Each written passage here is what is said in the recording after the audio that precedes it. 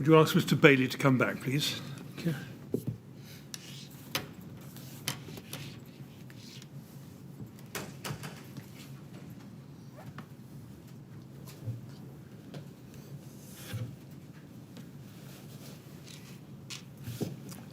Right, Mr. Bailey, you ready to carry on? I am. Good. Thank you very much. Yes, Mr. Thank you, Bennett. Mr. Chairman. Mr. Bailey, I just want to revisit one little thing we were talking about before the break, and that's the Chris Mort weak link for fire. Can I ask you, please, to be shown Chris Mort's witness statement? And that's at SIL 50298.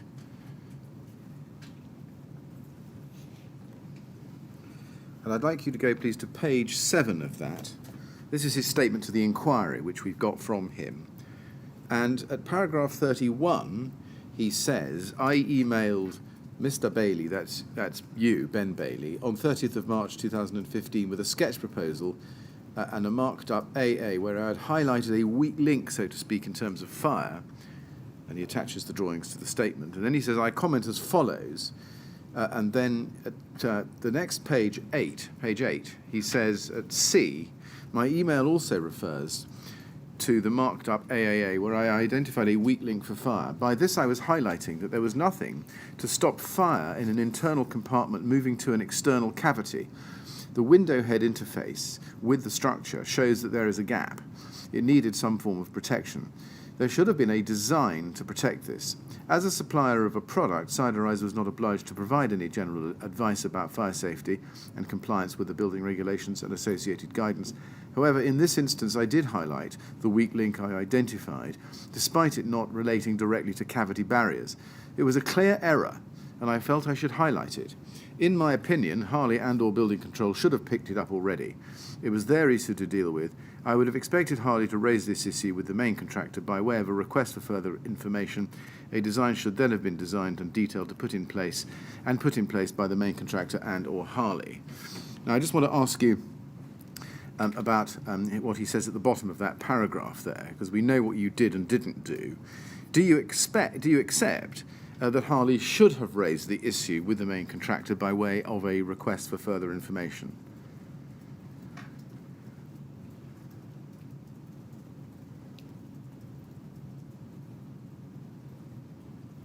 I mean, at the time,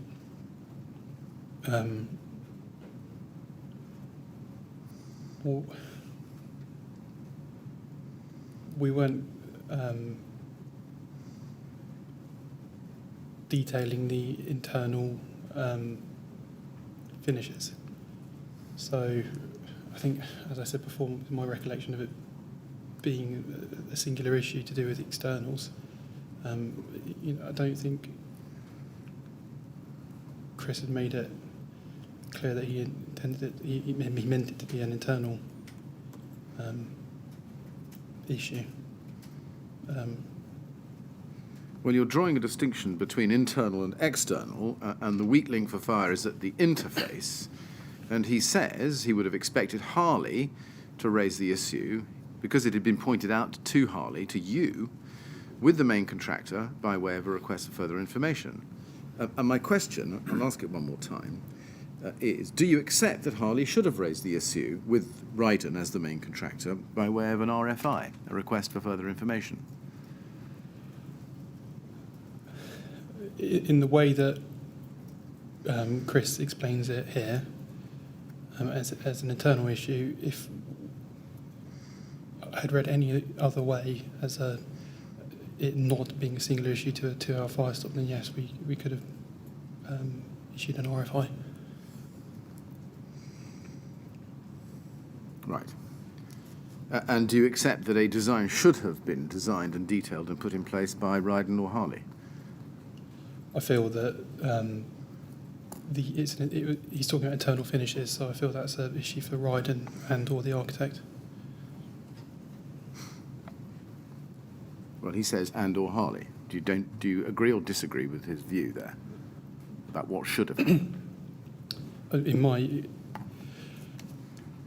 experience on jobs where they have internal, external finishes, it's the architect who coordinates and the main contractor who coordinates that interface. Well, on your experience on jobs, you say, what experience did you have as at March 2015 of any jobs where there was external, internal finishes where the architect would coordinate? My previous job. What, Merit House? Correct. Was there an issue about that there? Not this specifically, but in terms of just general interfaces between the external system and the internal finishes. Was there a fire-related issue about the interfaces between external and internal finishes on that Not that I'm aware project? of. No. Can we then turn to a little bit later in the year, SIL 50585, because we pick up again in the June of 2015 more contact between you and Siderise. And here we see an email. If we go to page 2, first of all, to the bottom email, an email from you of the 17th of June to Ricky Kay at Siderise at 17:57. And you say, if we can just get down to that,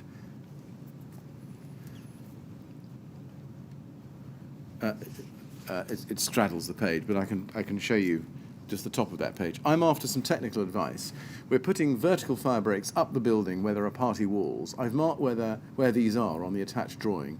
Will we have to install the verticals anywhere else, like on the corners of the building, so we don't fall foul of some regulation, etc.? What did you mean by some regulation, etc. there, Mr. Bailey? I expect I'm probably referring to ADB. Right.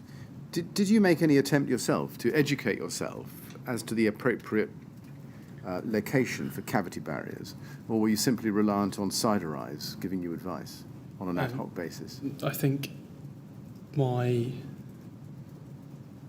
knowledge at the time was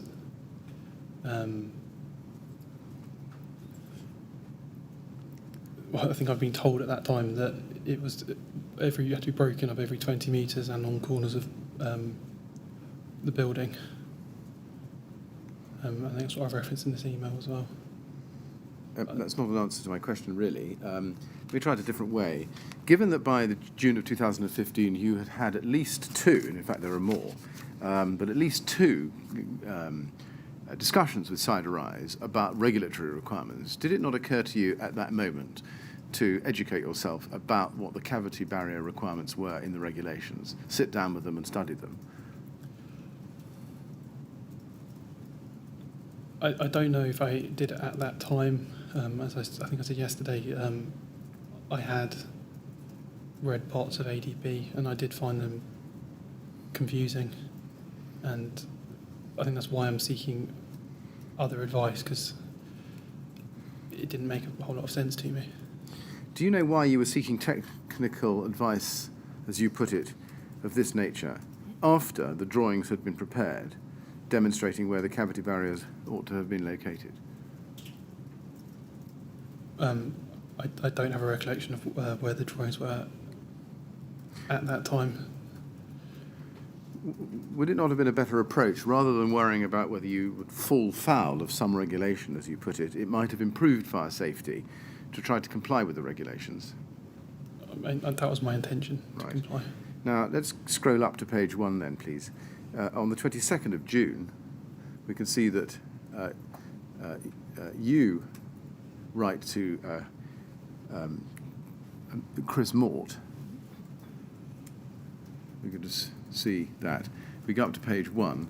You write to Chris Mort and Ricky Kay and Barnaby Carrick as well on the 22nd of June. And you say, Chris, to confirm my understanding from our conversation, we need vertical fire breaks on the columns. And then you show the grid references, as well as the party walls, question mark. Now, this email obviously followed a conversation where you discussed the relevant locations for vertical fire breaks. Do you remember what was discussed in that conversation? No. Are you able to explain how come Harley, as the specialist cladding subcontractor, and you indeed as the project manager overseeing the installation, so lacked any expertise in the placement of cavity barriers that you were forced to seek advice from the manufacturer? From my part, I'm not in a technical role. I don't think project managers are usually employed in a technical role such as that. And I think from drawings of the bays that I have in my head, they do show vertical and horizontal cavity barriers in them, and some of them are noted on not on these grids. And I think with this request for information, I'm just double checking that.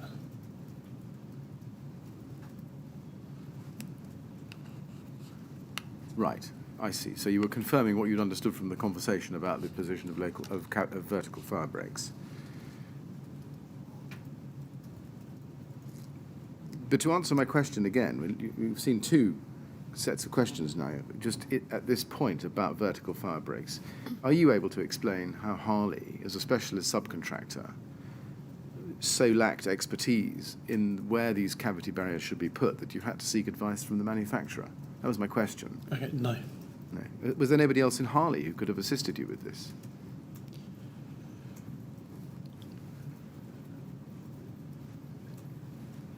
It may have been Dan. Did you ask him? I don't remember. What about Mr. Lamb? I mean, after all, Harley was paying Mr. Lamb for his specialist design advice. Did you not think of going to Mr. Lamb? I think the drawings we had of the individual bays where they showed marked up cavity barrier locations, said they're on. I think there are notes on some of them noting not on certain columns. So I think if I asked Kevin, I'd get the same answer. I think this is a Right. Well, what about Studio E? Did you think of going to Studio E and asking them this question? I don't remember if I asked them at this point. Their response to the original query we made was to refer to others. So, right. Let's move on then to a slightly different topic, which is your discussions with Gary Martin. Do you remember meeting Gary Martin on site while you were working on the Grenfell Tower project? He was an employee of Ryden. yes, Do you remember him? yes, You do. Do you remember meeting him on site? yes. Now, he gave us some evidence to the inquiry, and I just want to show you the transcript for day 30, please. Page 19. Day 30, page 19, and I want to show you a passage which starts at line 3. And he was asked by Miss Grange at line 3, were you aware that cavity barriers had to be provided to close the edges of cavities, including around openings? Yes, but if you're talking about windows specifically, there was a barrier, a foil and tape barrier placed around the whole window opening.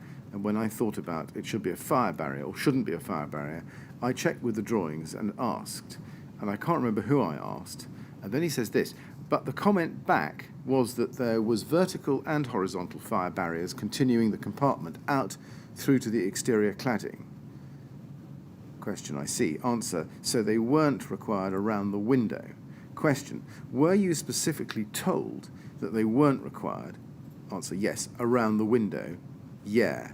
You see that at lines 17 to 21. Yes. And then he's asked at 22 by Miss Grange, can you recall who might have told you that? Answer, I don't recall, but it prompted me to look at the drawings, and there was nothing on the drawings to suggest they should be. Do you think it was someone within Ryden that you would have spoken to? I honestly can't remember. Is it possible that you spoke to someone outside Ryden about that question? And he says this, it would have been 3 people, probably Taff from Harley's, it would have been probably Dave Hughes, it could have been Jason North, or it would have been the Clerk of Works. It would have been one of those people. Okay, thank you. Now, did you ever tell Mr. Martin that cavity barriers were not required around the windows because there were vertical and horizontal fire barriers continuing the compartment out through to the exterior cladding? I don't remember. You don't remember? But sitting here, you're not able to say no categorically. It wasn't you, are you? As Gary says, they don't appear on the drawings, and I don't remember having that conversation with him. Right. To your knowledge, do you know whether anybody else at Harley had that conversation with him, or anyone at Osborne Berry? I don't know. can I turn to a different topic altogether, which is Harley's supervision of Osborne Berry? Can we start with RYD 30296883, please?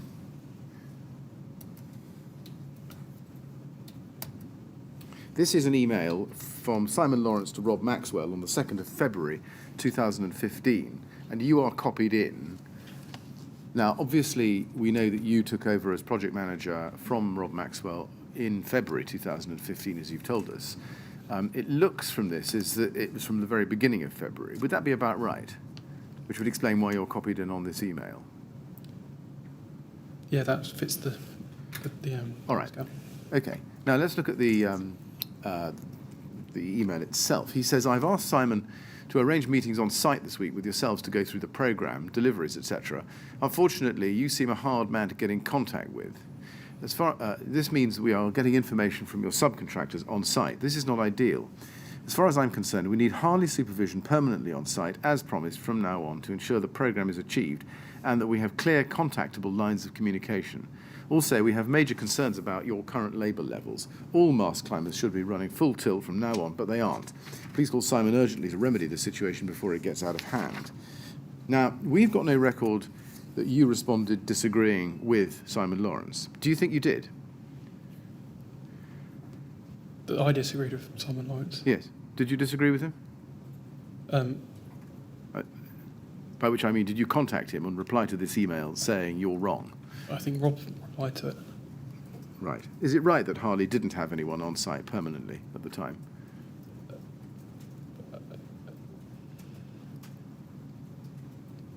I think that's my understanding now, yes. Yes. Some questions were asked of Ray Bailey about this, and he explained that there was very little room on the site for permanent site presence of Harley. Does that accord with your recollection? Correct. Yes. After this email, did Harley do anything to implement further site presence or supervision?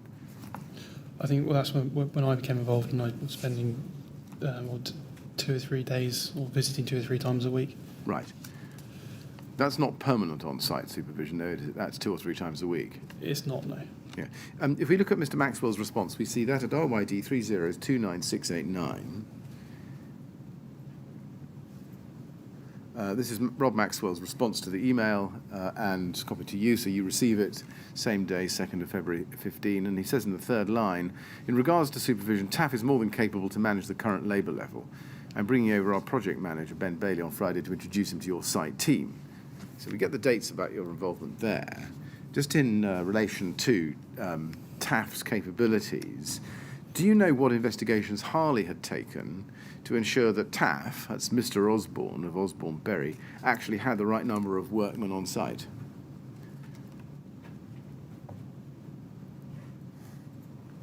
I think the answer is I don't know, no, but the right number of men on site is a subjective answer. Yeah. Now, in your statement at paragraph 7, and I don't think you need to go to it, you say you believe you first attended on-site in February or March 2015 and thereafter 2 or 3 times a week, as required.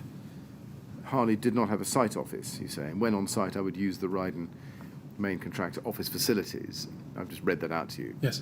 Rather than taking you to it. Did that situation persist through the life of the project so far as you were involved in it? Namely that when on site you had to use the Ryden office facilities?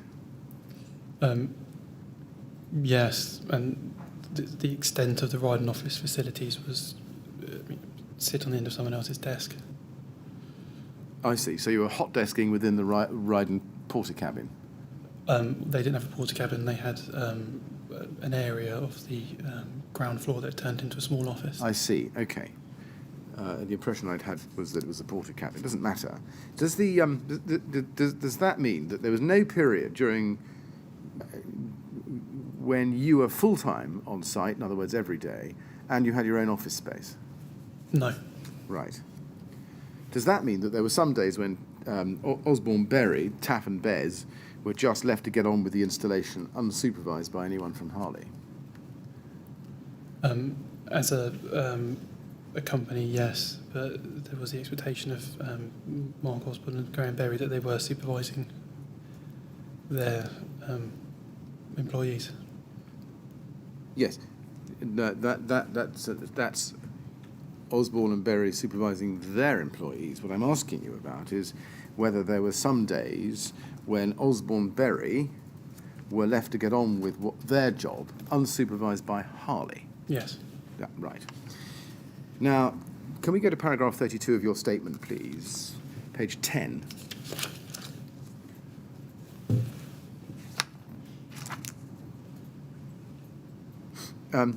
You say there, I have been shown a number of photographs which I understand are contained within the first expert report of Professor Barbara Lane.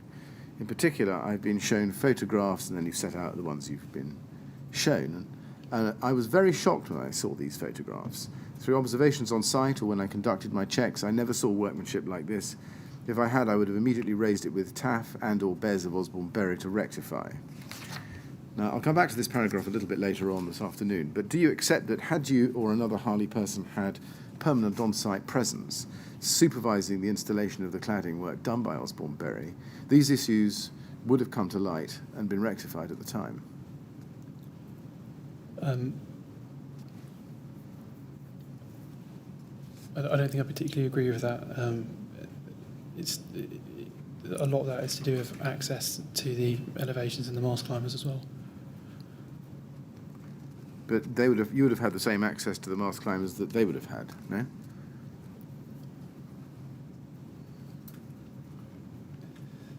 Yes. Yes. Yes, and if you'd been on site all the time, perhaps with your own office, you could have been watching them day by day to make sure that what they were doing was right. It would not have resulted in you being shocked by photographs of their workmanship. I think that there's an issue or a difference between mast climbers and scaffolding in terms of how often and the extent to which things can be looked at. So whilst working in a mast climber, if they're doing a sequence of work, obviously it's impractical to bring that down to collect someone to go back up again regularly. So I see. Is what you're saying that even if you had been on site 7 days a week, 5 days a week, with your own office, you still wouldn't have been able to see everything they did? you'd have to have a supervisor in each individual mast climber all the time, I think, I see. to achieve what you're suggesting. Very well. Can we then turn to RYD 3038501? This is an email from Simon O'Connor to you of the 9th of April 2015, as we can see. Copy to Ray Bailey and at Harley and others at Ryden. Complaints, it says. I have concerns over a certain member of your staff on site following a number of complaints. These comprise of knocking on windows asking for tea, in jest or not, is not acceptable. Banging on people's windows to scare animals inside flats. I've witnessed this on one occasion. Feeding the wrong information to residents, saying that it's all been put out in the wrong way round because of Ryden and hopefully it won't leak. A complete lack of respect for health and safety. Climbing across climbers, dropping material on public footpaths, to mention a few. As you are aware, we are tackling a difficult situation with residents, as it is. And these sorts of comments and behaviours only adds fuel to the fire. If I have one more incident on site with this individual, then I will have no option but to remove him from site permanently. What did you do in response to this email, Mr. Bailey? Do you remember? I noted the names blacked out. Yeah. So Well, don't mention the name. that was my question. But what did you do in relation to the email? I think I remember this, and I think I forwarded it to the person concerned.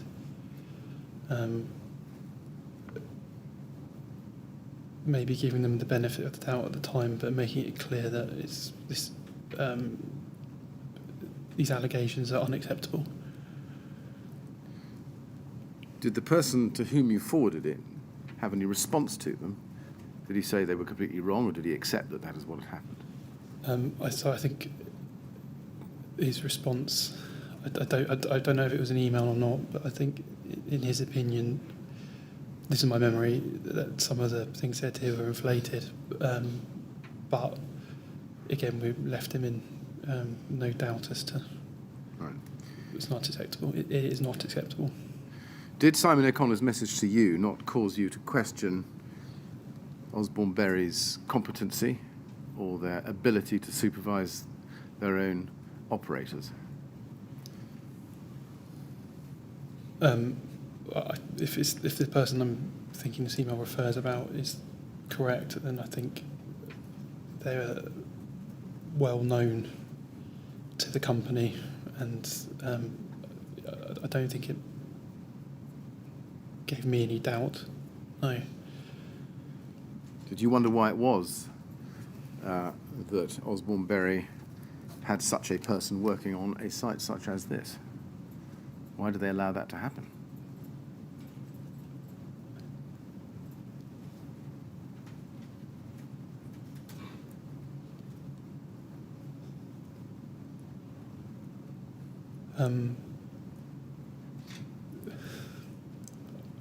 I don't know. Were you not concerned?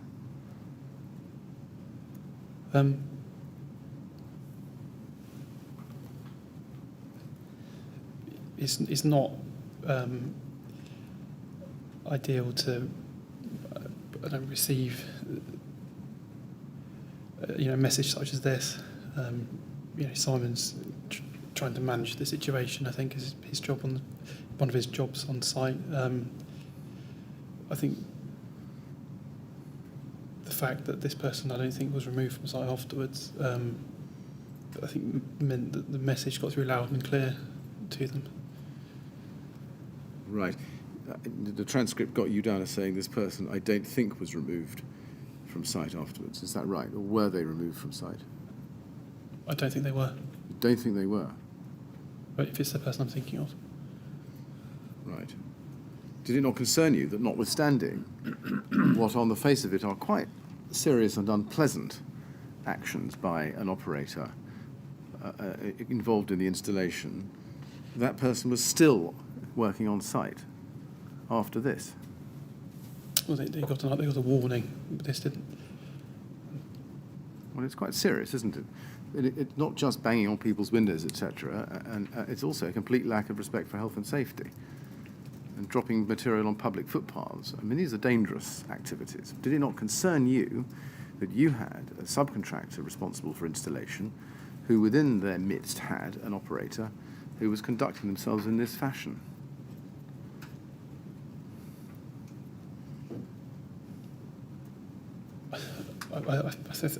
I think we asked them about this. We had discussed it, and as I said, I think their opinion was some of these claims were inflated. I don't remember exact conversations on it other than the sort of the gist I've given you. And I think any concerns I did have were subdued after this. Let's move on to RYD 30402227, please. This is an email from Simon O'Connor to you and to others, including Simon Lawrence, attaching minutes from a meeting that took place on the 28th of April. Do you see that? Yes. And if we look at the minutes themselves, those are at HAR 50414, please.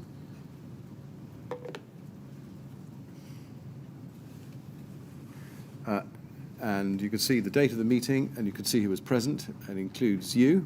You see that? Yes. And at item 202, just near the bottom of the page, it says mast climbers are still not being operated correctly, climber drive unit being wedged up to operate. Harley's advised that this is not acceptable, and if found doing this again, a red card will be issued. Now, Osborne Berry were operating the mast climbers, weren't they? Yes. Did this make you question their abilities to do their job properly?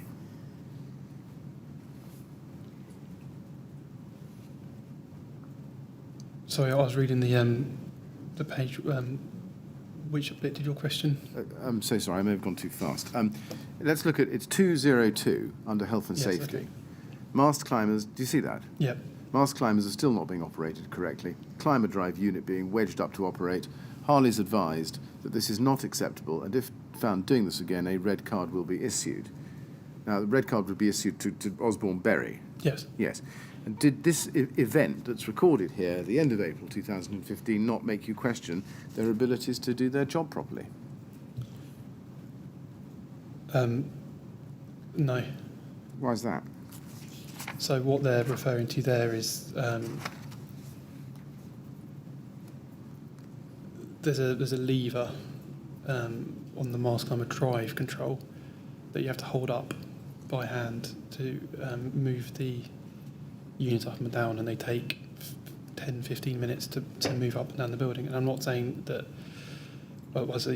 Simon I think is right, that it's not acceptable to do that, but it's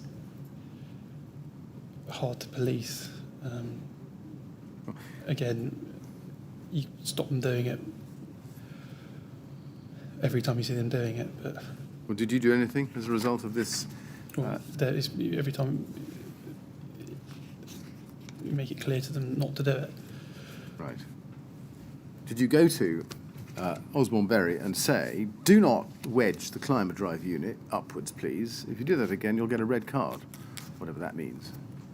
Did you do that? I believe so, yes. What does red card mean? A red card is removal from site, I believe. Right. And who was it at Osborne Berry who was responsible for this conduct?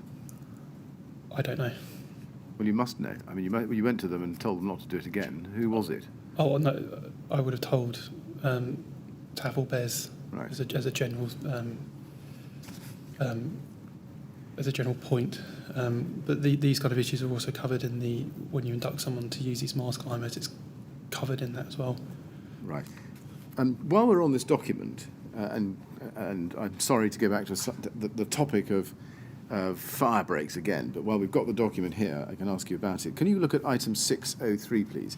That's on page 3.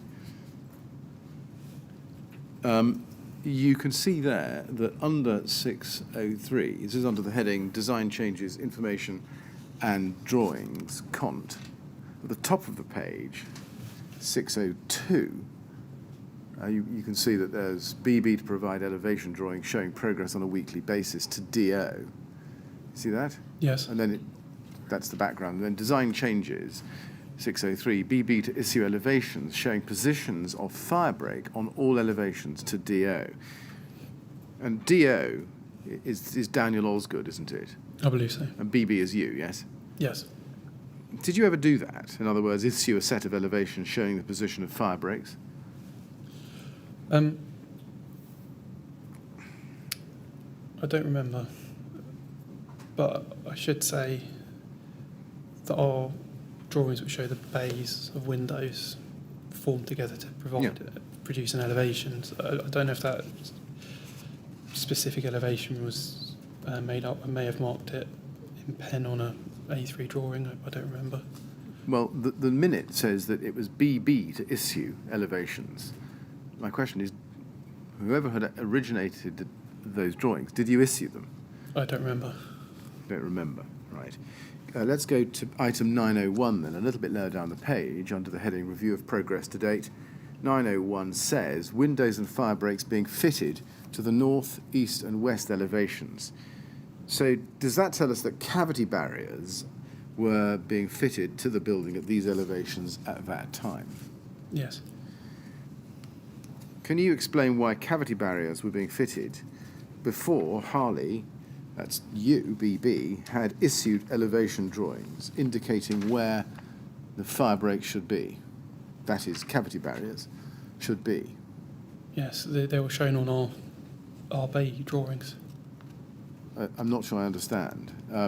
It says that BB to issue elevations showing positions of fire breaks, and it goes on to say windows and fire breaks being fitted. It looks like that's happening before the elevation drawings were being issued by you. Can you explain why cavity barriers, if that's what fire breaks refer to, were being fitted before Harley, that's you, had sent elevation drawings indicating where to install them? So the positions of where to install them are indicated on the drawings that we had showing the bays of windows. So what was the purpose then of you issuing elevations showing position of fire breaks on all elevations to Daniel Osgood? I think instinct for that is it makes it easier for Daniel to visualise where they go. So are these pre-existing drawings that Daniel Osgood didn't have but wanted you to give him? I think it might be for clarity, for his clarity. Did he explain why he wanted them? As I say, I think it would be for his clarity. I don't know. This meeting was in April 2015. April, yes. End of April Yes, 2015. I believe the positions for the cavity barriers were indicated on our. They're not elevation drawings; they're bay drawings of the of around the windows. Yes, and that's why I'm asking you. What was the reason why you agreed, as we can see from 603, to issue elevations showing positions of fire breaks? I think it's for clarity for Daniel. But he could have got that clarity either from Studio E or from someone else in Ryden, couldn't he, rather than coming to you? I don't remember a existing elevation drawing that showed those positions on it. Now, can we go to Osborne Berry's inquiry position statement? That's OSB 6084. I'd like to go to page 2, please. OSB 6084. And we can look at paragraph 8 in this document, at subparagraph Roman 9. And what's happening here is that Osborne Berry, in this position statement, and I should just be clear with you, it's not a witness statement. This is a formal submission or position to the inquiry that Osborne Berry have done some time ago.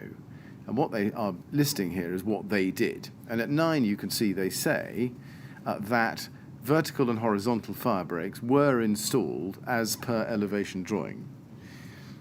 Now, if Osborne Berry in this document, when using the word fire breaks, meant cavity barriers, and that's a question we'll have to ask them, but if they mean that, would you accept that Osborne Berry did install the cavity barriers as per elevation drawing?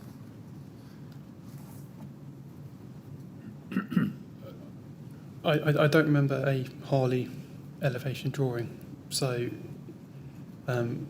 whilst I'd agree with you that they installed them to a Harley drawing, again we didn't have a Harley elevation drawing. I think possibly what they're referring to there is the bay drawings that show the individual window types with the cladding and cavity barriers around them. What instructions did you give, do you remember, to Osborne Berry in relation to the installation of cavity barriers and the other components of the rain screen system? I think the methodology was covered in the method statements. Right, so method statements. Let me just see if I can get a picture of what you gave them before they started their job. What did you give them in terms of documents so that they would know exactly what to do? Method statement, risk assessment. Yes. Anything else? Sets of drawings. Right. Which sets of drawings did you give them, do you think? It would have been the full set that was available to me at the time. Do you know which that was? I think. Or what the date of the drawings was? No. Right. Did you provide Osborne Berry with any copies of Siderized product literature? For example, its guides, Siderized RH and RV cavity barriers for use in external envelope or fabric of building? I don't remember. Right. What about its cavity barriers for rain screen cladding guides? Again, I don't remember. Is there any reason why you wouldn't have done that? I mean, given what they were fitting with Siderized Yes. cavity barriers, can you think of any reason why you wouldn't have given them those documents? No.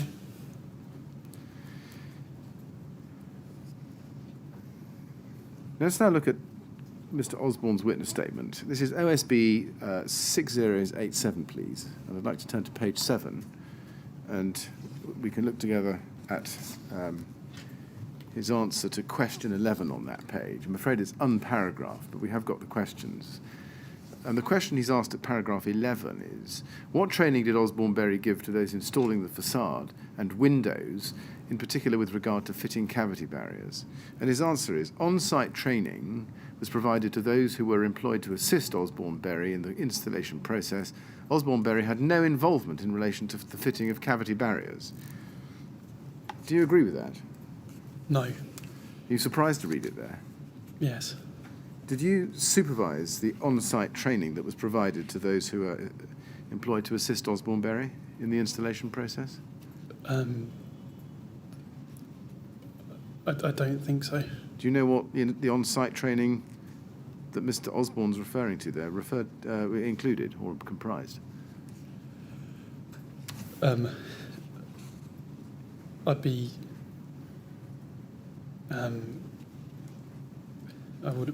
imagine it was Taff and Bez training their own guys. Did you see that happen? Possibly on a passing basis. Right. Not fully witnessed. Right, so you didn't take any steps to discuss with Taff or Bez what it was they were doing to train their operatives to do the installation tasks? My recollection is that they had told me that they were doing so. Was it not part of your role to make sure that Osborne Berry were making sure that their operators were carrying out their installation tasks properly as Harley's subcontractor?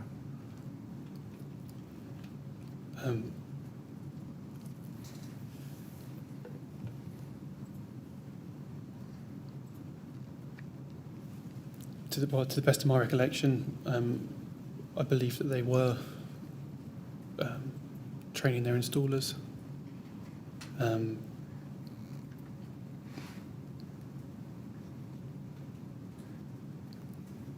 Yeah.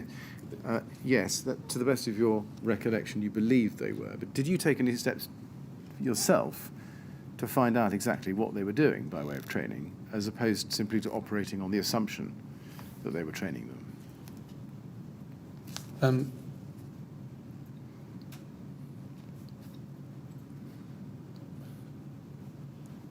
I don't recall what I did further to that. I mean, is the truth that Osborne Berry were contracted in to do the installation and they were left just to get on with it without any supervision from you as the on-site project manager about the qualifications of those that they employed to carry out the job? I think there was an element of supervision over them. Again, I was doing my snag checks after their fitting of stuff, and right. So the element of supervision was simply snag checks, or was there something else you were doing? Well, there's the general stuff. I can't remember if I covered that earlier on, but it's the monitoring of where we are in the programme with their works, their labour levels. As I said, every time I went to site, I would have a discussion with them about their works, supervision of their own employees. Did you ever give anybody from Osborne Berry any instructions relating to compartmentation?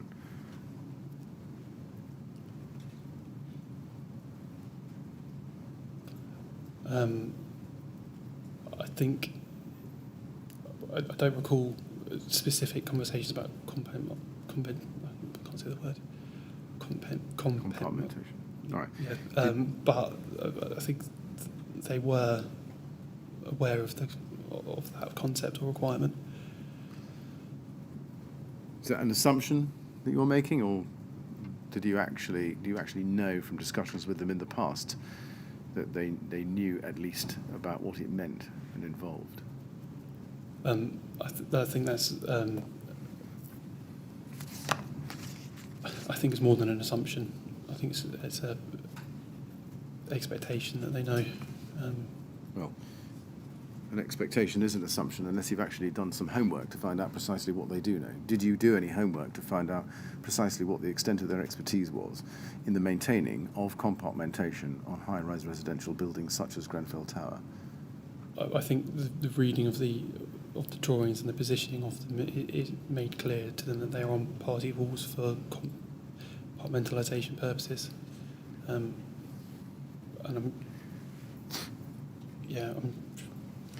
Did you ever give them any instructions about materials or fire safety? specific. Yes. Let me be more specific. Did you give any instructions or guidance to Osborne Berry about the materials to be used in the cladding system or fire safety in general in relation to the building, as opposed to site safety? Other than the cavity barriers being an important part of that, I don't recall any specific conversations about topics further to that. Had you had any training that would allow you to inspect Osborne Berry's installation to make sure that the installation complied with the manufacturer's advice, directions, or guidance? No. Had Ryden ever asked you any questions to find out whether you were competent to supervise Osborne Berry's installation? I don't think so. Had Ryden ever asked you whether you were sufficiently up to speed with the building regulations and approved document B to be able to supervise the installation on site? No. Are you able to tell us how you could supervise, or how you were in a position to supervise the work of your subcontractors if you didn't know whether or not what they put on the building was compliant with the building regulations?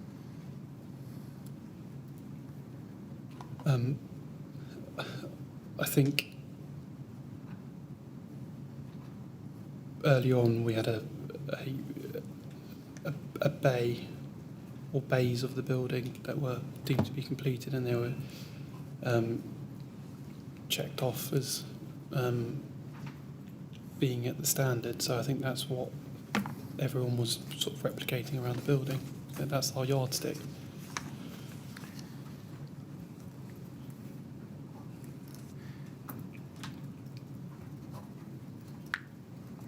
Do you recall giving instructions about the cutting of insulation and the need to cover joints, for example, in adhesive foil tape?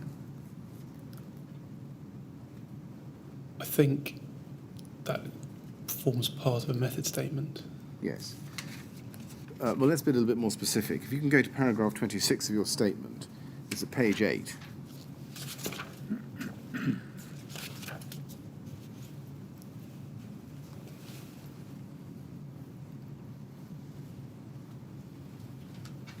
Sorry, can I just go back to an answer before last you gave on the transcript? I just noticed it.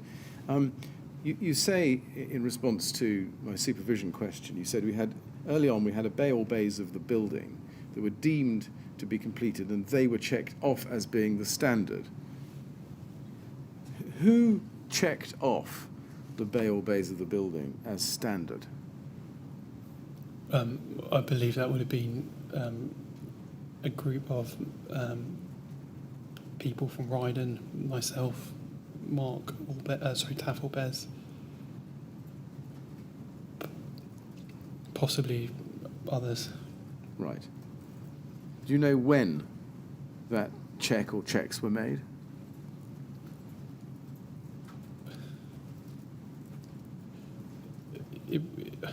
I'm unsure of an exact time, but it would have been at a point in time where all the... All right, let's look at paragraph 26 of your statement. You say there, Osborne Berry fixed the insulation to all outward-facing walls of the building using insulation fixing anchors designed for this purpose. I believe that these were cut to size in places, and to the best of my recollection, joints and fixing locations were covered in adhesive foil tape. So is it fair to say that part of the insulation method was to cover joints with foil tape? I believe so. Yeah. Do you know who carried out the cutting? The cutting of the insulation? That would have been Osborne Berry. Osborne Berry. On whose instructions were the Morberry working when doing that cutting?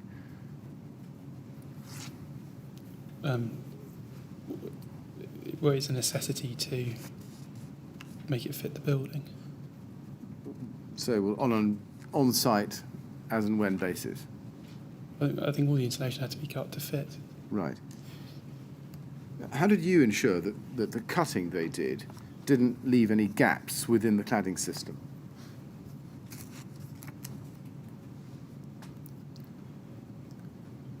When you say gaps, Well, in the, gaps, holes, spaces. Let me ask the question again. Did you take any steps to ensure that the cutting to size on site to fit didn't leave any gaps within the cladding system? Holes, spaces for air to move through. it's an expectation that it's cut square or to suit the building. Yes, it's an expectation. Does that mean that you expected it to be cut square or to suit the building, but didn't actually take any steps yourself to ensure that it had been? Well, from what I saw, it was. Right. Were there any records kept of the way in which the insulation had been cut in each location where it was cut to fit? Not detailed records, no. Any records at all? There were handover sheets created, but that was later on in the job. Right. Did you consider why it was that joints might need to be taped? My understanding from my previous job was that's more to do with cold bridging, and it's a thermal performance. Right. Now, you have said in paragraph 26 of your statement, as we can see, that joints had to be covered in adhesive foil tape. Can I then show you paragraph 32 of your statement on page 10? There's 2 pages on. You say in paragraph 32, halfway down, I was not aware of a requirement to cover the edges of the insulation boards with foil tape, nor that the horizontal cavity barriers should be installed with the green printed side up, as stated in Dr. Lane's report. Just focusing on the foil tape for the moment. Given that you knew that joints had to be covered in adhesive foil tape, did you consider that if foil tape was required at the joints, it might also be required where the insulation had been cut? I did not. Why is that? As I said before, I thought the taping of joints was more of a thermal performance issue rather than anything else.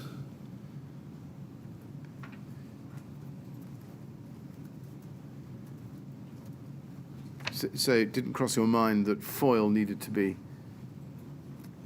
put on the edges as well as the joints? No, I don't think I'd ever heard that before.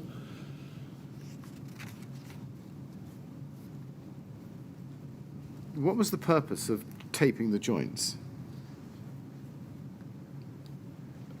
It was, my understanding was that it's for a thermal performance point of view. Right.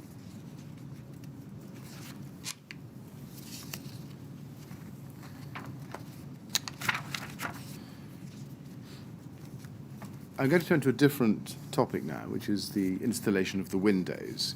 Can you please go to CEP 407020? Now, this is an email from you to Steve Roberts at CEP, dated the 25th of March 2015. And you say, "Hi Steve, we're running short on Type 10B windows at Grenfell. Can you run off a few of these? Can you run a few of these off for the next delivery, please? Is there a factory schedule you're working to that I could look over? We are having to install the frames in an odd way, so it may be worth tweaking certain parts of the schedule." What was odd about the way you were having to install the frames? So my recollection of this in the way that they're odd, and it's to do with the scheduling, is that I don't think all areas of the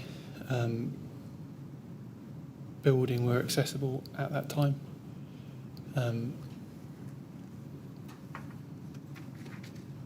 In terms of usually how you'd install a whole batch of frames would be in a very sort of methodical way. So I see. across the building and up at the same time. And I think what we were doing, I don't remember the exact reasons, but we were putting them in. Right, so just to be Places. clear, your reference to odd meant in an odd order. Oh, yeah, than- sorry, I can make that clearer. Yeah, in an odd order. I follow, rather than in an odd way as a matter of design and installation. Yes, in an odd order. I follow. Now, if we can go to paragraph 13 of your statement on page 4.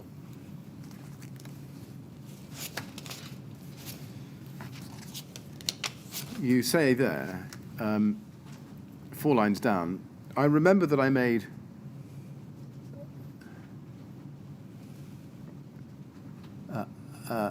I'm sorry, not 4 lines down. At the beginning, actually, is what I want to show you. In terms of the work done by the installers, I remember that I made ad hoc informal checks to the window shelf angles and weather ceiling details before the frames were fitted, as a large part of this work had taken place before I had full involvement in the project. I remember that before panels were installed, I went up the mast climber and conducted a visual check of the windows, the insulation, the cavity barriers, and the cladding rails in most areas over each level of the existing flats in the building, levels 1 to 20, in the original floor numbering convention. You say, I recall doing this on the north, east, and west elevations, not the south, over the main entrance, before building control inspection visits at the request of Ryden to check the work was ready to be inspected. There was not a checklist or specification to inspect the areas against at this time, but I would generally check the following, and then you give a list. First of all, who was undertaking inspections of the work carried out by Osborne Berry before your involvement in the project from early February 2015? If anyone, that would have been Rob Maxwell. Right. How frequently did you go up the mast climber to perform these ad hoc inspections? That's difficult to answer. It,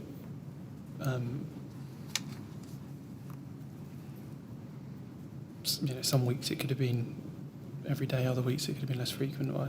It's a difficult question to answer that. I don't really remember. Would it be fair to say that to prevent delays to the programme, access to the mast climbers was relatively infrequent and mainly to inspect completed areas?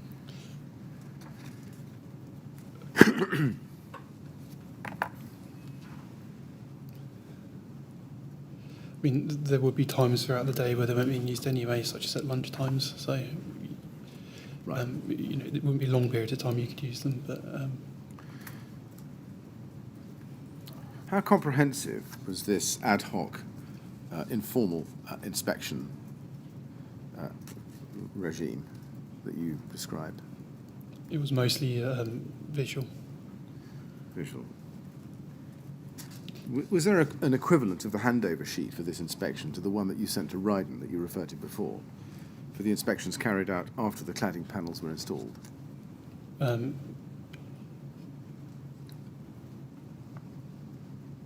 No. Did you use any other tracking system or checklist system for these ad hoc inspections? I think with the notes I kept, I think anything I found that needed any attention afterwards would have been noted down. I believe these were probably referenced at the when we created the handover sheets. Well, how are you able to ensure that you'd inspected all the elements without a tracking system or checklist system? By virtue of how the mast climbers are set out and run, so it'd be a quick note of where you'd been. So the building's in a sort of a grid system, so you have 2 mast climbers on each elevation, and so you've got position 1, position 2, and then levels, and then a bay, which we labelled alphabetically. So it would. You can make a note of where you've got up to. Where did you make a note? In my notebook. Right. So you used your notebook as the sole method. Is this right? It's for my reference, yes. Right. Is it fair to say that these ad hoc informal checks that you detail here were not part of any formal snagging inspection? I think the check I did before building control visit was a snag. Right. And that was undertaken prior to the installation of the cladding panels, was it? Correct. Yes. And so you'd be able to see the installation of the cavity barriers and the insulation and the windows, yes? Yes.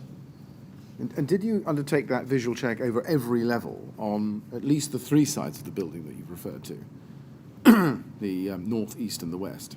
Yeah, my recollection is levels 1 to 20 on each elevation, yes. Right. What about the south?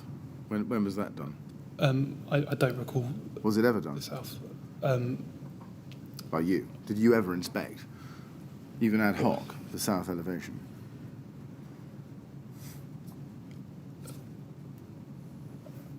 I don't recall. I can't find any. There weren't any handover sheets for that area, but it's a blur. It's a blur. All the bases look the same.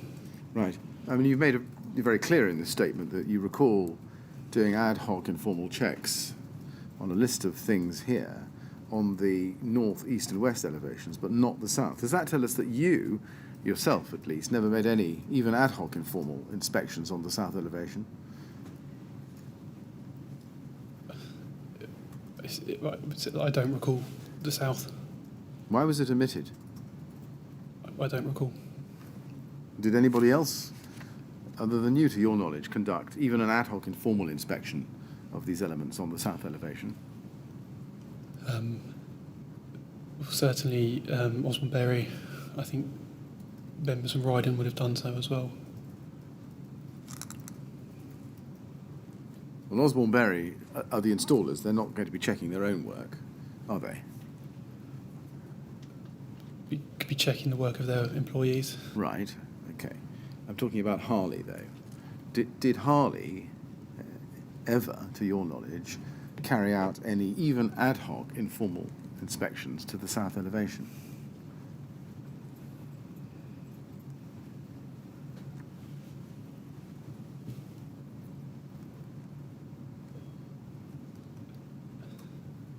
As I said, it's possible, but I don't remember. The handover sheets give me a good memory or reference point back in time to what I did, where I've been, but they don't exist for the south, so I can't certainly say I did or did not. Well, who else would it have been within Harley to conduct inspections of the south elevation, if not you? I don't know if anyone else would have done. No. So if you didn't do it, then can we assume that nobody in Harley ever conducted even any ad hoc informal inspection of the south elevation?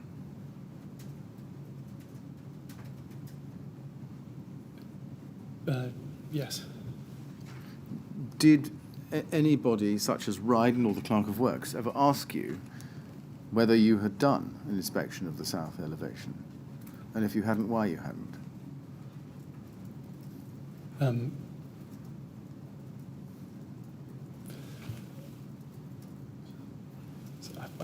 don't remember.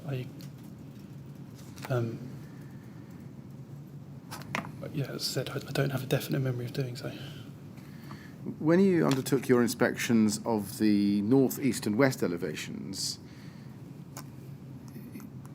did you take the drawings with you?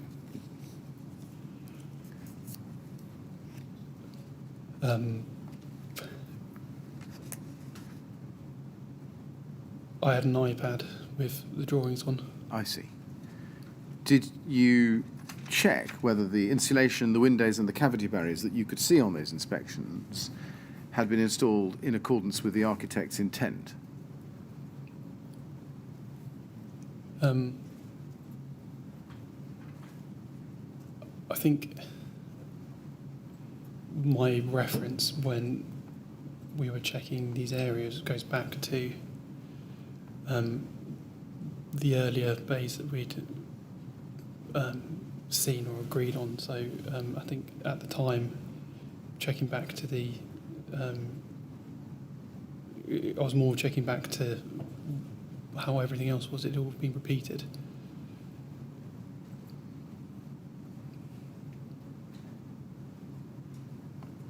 Did you compare the installation you were inspecting with what was shown on the drawings you had on your iPad?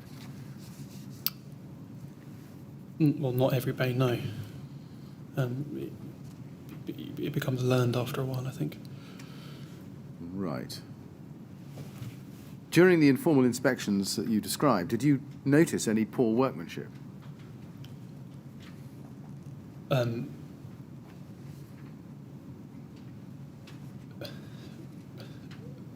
Nothing specific. My memory is at the end of, before the panels went on, anything that was picked up was dealt with. You referred to handover sheets. Did Ryden ever ask you for the handover sheets in relation to the south elevation? I don't think so. Let's just go back to the statement, your statement we looked at before, paragraph 32, please, page 10, where you refer to being shown the photographs in Dr. Lane's first report and saying you were very shocked when you saw these photographs. We put it up on the screen. I'm not going to read it again to you. What was it about the workmanship that shocked you, that you can see from those photographs? So my recollection of those photos is where the mast climber tie insulation has been filled in. Or the area around where the mast climber ties appear to have been the way they've been filled in.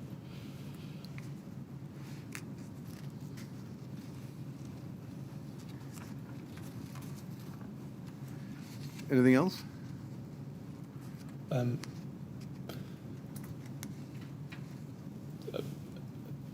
I don't have sitting here, I don't have a recollection of all those numbers represent. But right. Can you explain how it comes about that, notwithstanding your ad hoc informal inspections that you've described, there nonetheless existed elements of the workmanship that, when revealed by photographs after the fire, shocked you? Can you explain that? Well, I think in reference to where I think the mast climber ties were,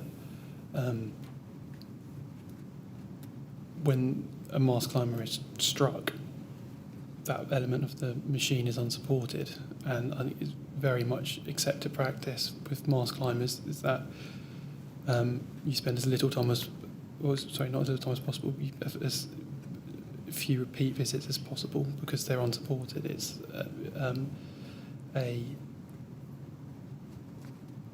not a dangerous situation, but it's a situation that we spend too much time in. So we're not going back up to check where a tie's been removed and the material replaced at that end of the job, where there's an expectation that the guys doing it are going to do it properly. So, are you saying that the parts or those photographs of the workmanship that shocked you were those that you did not inspect? I couldn't have done. You couldn't have done.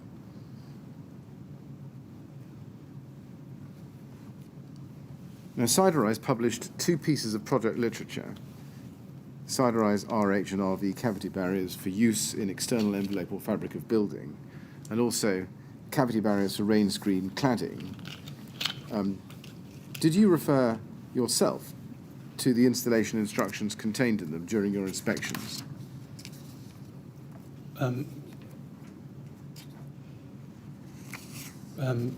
Possibly. I can't picture the document in my head right now. Right. Did you consult the project literature at any time during your involvement on the Grenfell Tower project? Probably. Right. Well, let's look at the first of those. SIL 50230, please. Page 2. Well, look at page 1, to be fair to you, which is the introductory page. Siderise RH and RV cavity barriers for use in the external envelope or fabric of buildings. Just looking at the first page, is this familiar to you? Yes. It triggers a recollection. So you looked at this at the time, did you? It triggers a recollection now, yes. That you looked at it at the time, yes? As I've said before, it's hard to remember what I've seen before and since. Right. So you can't. You recognise the document, but you don't know whether you looked at it at the time or not. It's possible I have done, yes. I want to use it as a trigger for a contemporaneous recollection. Looking at it now, do you remember whether you looked at it during your involvement on the project?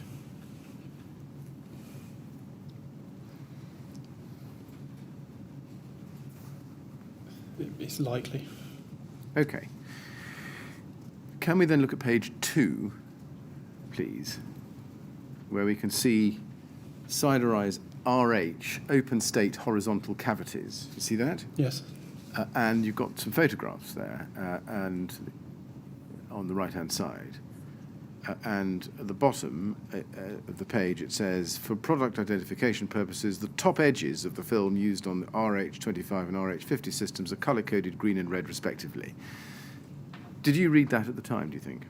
I wasn't aware of that, no. Right. Is there any reason why, if you did read this document at the time, you wouldn't have read that? I don't think so. Right. If you had read it, that would have enabled you to identify that the cavity barriers should have been installed green side up. Yes? As to what it says here, yes, but I disagree that there's a top and bottom to these cavity barriers.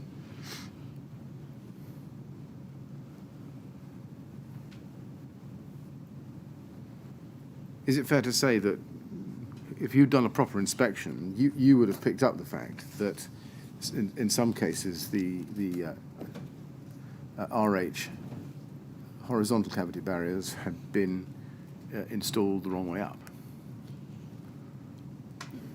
The green stripe on top was not something I was aware of at the time. As I understand it, on this particular product, the intermittent strip on the front is a full depth intermittent strip. So as such, there is no there is no top and bottom. There's other products from Siderize that I've seen which have a thinner intermittent strip for cost saving purposes, and that is located near a face of the board, and I think that is the reference there of where the top is and where the bottom is. Right. Because the intermittent strip would be lower down. Yes. Can I then turn to a different topic, which is Wayland's house? Mr. Chairman, I think I can do this reasonably quickly, and then we can take the afternoon break. Very well, thank you. If that's all right. Can I ask you first then to turn to SIL 50321, please? Now, this is I should tell you the context of this. It relates to a refurbishment that Harley were undertaking in December 2014 at Wayland's house.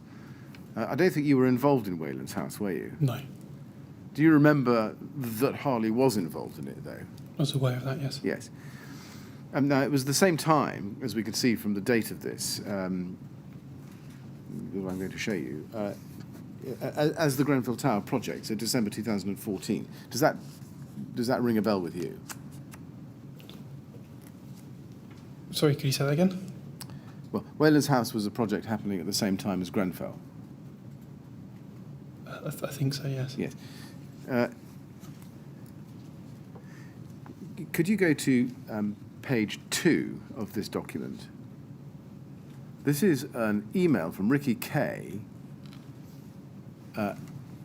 to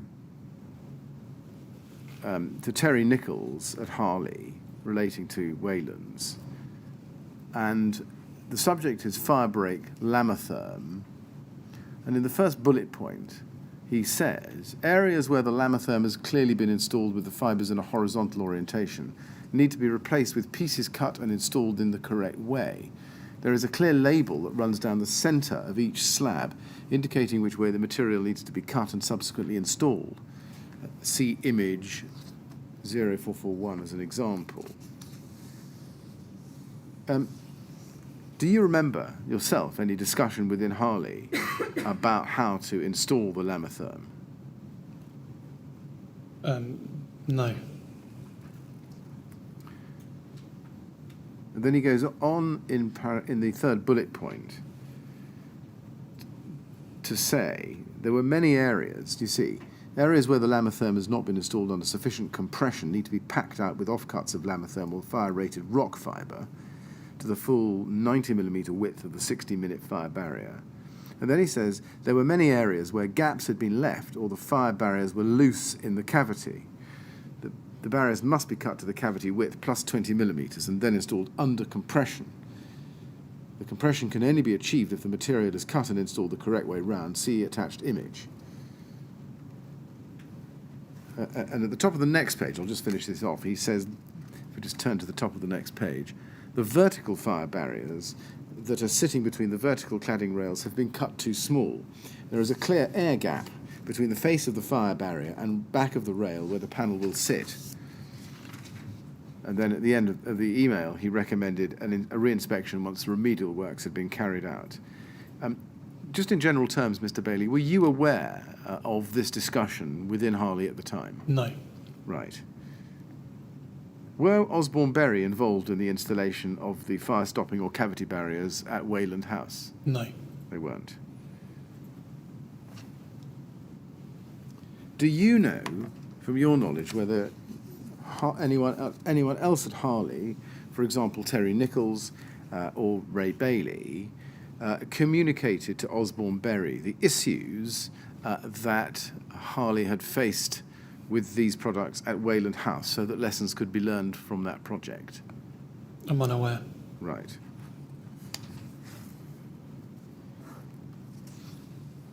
Mr. Chairman, that might be a convenient moment for the break. Yes? Yes. And how are you getting on generally? Well, Good. I won't augment it, but well enough. I think that's Right, it. thank you. Well, we're going to take a break now, Mr. Bailey. We'll come back at 25 to 4, please. Thank you. And while you're out of the room, no talking about your evidence or anything in relation to it, all right? Okay, thank you. Good, thank you very much. You'd like to go to the usher, please?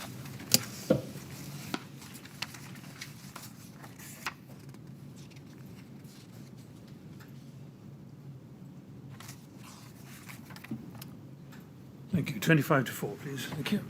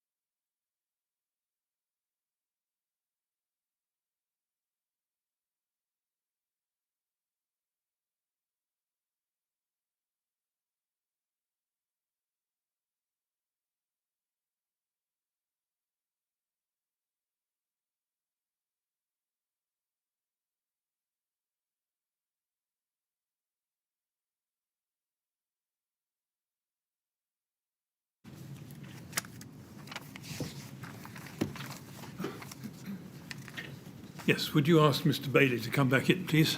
Thank you.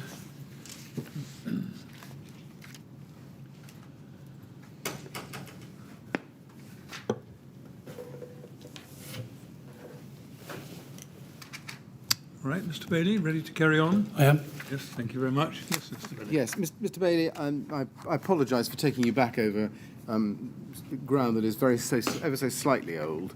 Can you go back to paragraph 32 of your witness statement, please, at page 10? I want to just revisit the photographs which shocked you when you saw them. You told us earlier that it was really the results of the striking of the mast climbers which had shocked you. The first question I have is, did you ask Osborne Berry to take any photographs or other visual record of the areas where the mast climber had been attached to the building and then had to be made good, as opposed simply to relying on them getting it right? I don't remember if I asked them or not, and I haven't seen any photos. No. But you could have done, couldn't you? You could have said, I'd like some photographs, please, of exactly where you strike the mast climbers so I can check the workmanship in that location. Yes. Yes.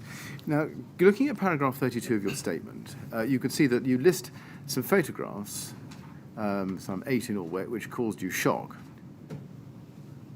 I just want to show you one of those, if I may. Can I ask you to go to the photograph at 852?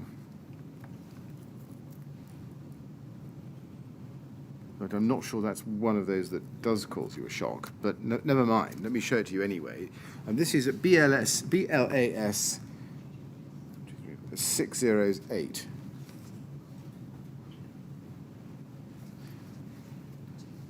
At page 48, please.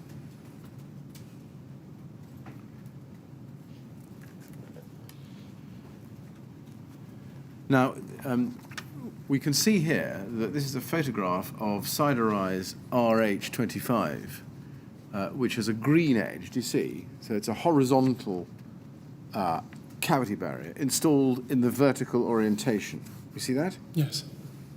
And we can also see that it's been installed with the intumescent strip facing into the building. Yes? Yes. Clearly incorrect. It's clearly incorrect on 2 points, on 2 counts. First of all, a horizontal cavity barrier has been installed in a vertical position. Do you accept that that's a mistake? It's not its intended orientation. Yes, it isn't. And do you accept that that's a mistake? Yeah, it's I think it's sloppy. Yes, sloppy is your word. I'm grateful. And secondly, you can see that the intumescent strip has been installed facing into the building. Do you also accept that that's sloppy?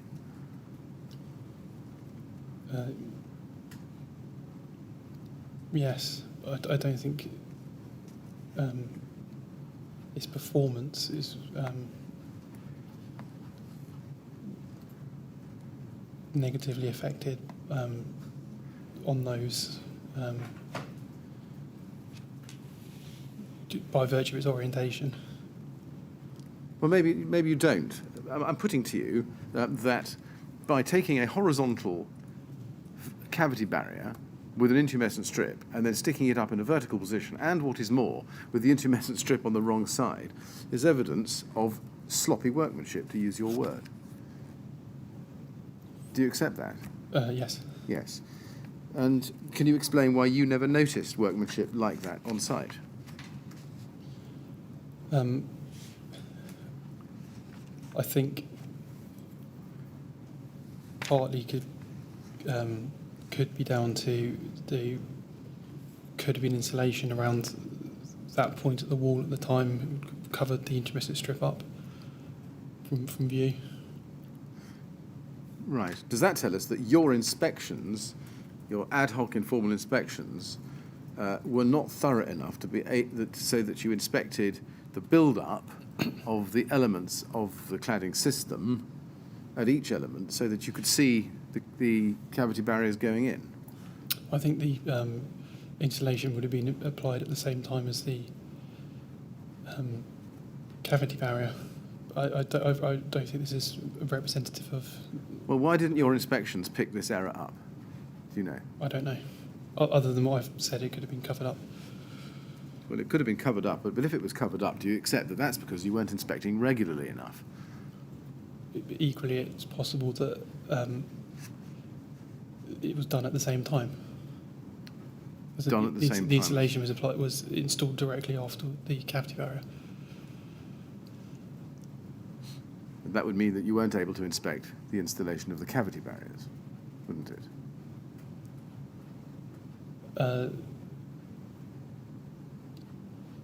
In this instance, yes. At least. Yes. Now, I think I misled you by saying this wasn't one of the photographs that you were shown which shocked you. In fact, what's happened is that in her supplemental statement, Dr. Lane has changed her figure numbers to a different number. But I think this was, can you confirm this was one of the photographs that you were shown which caused you such dismay? If the original number is in my witness statement, then yes, but I don't remember the exact photos I saw when I wrote. Right. Now, you go on at paragraph 32 of your statement to give us a theory as to why you didn't spot these issues. Can we just go back to that, in fairness to you? At the bottom of the page, you say, I've tried to reflect on why I did not see the issues identified, and it occurs to me that the insulation boards would have covered the interface between existing concrete walls and the back of all the cavity barriers, making identifying issues described in Dr. Lane's report impossible without dismantling and damaging the finished works. Now, this is something I think you mentioned a moment ago as well. Is it fair to say that you ought to have been conducting inspections at each stage of the installation? In other words, after the cavity barriers were installed, but before the installation of the insulation? And then again after the insulation, but before the rain screen?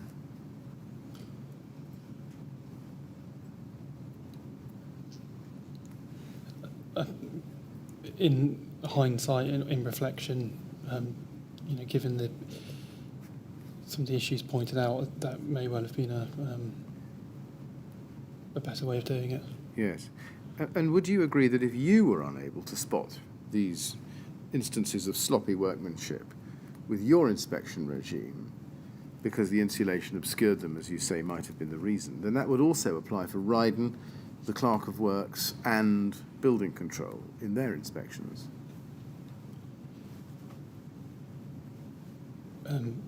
Maybe not Ryden, who are there a lot more often than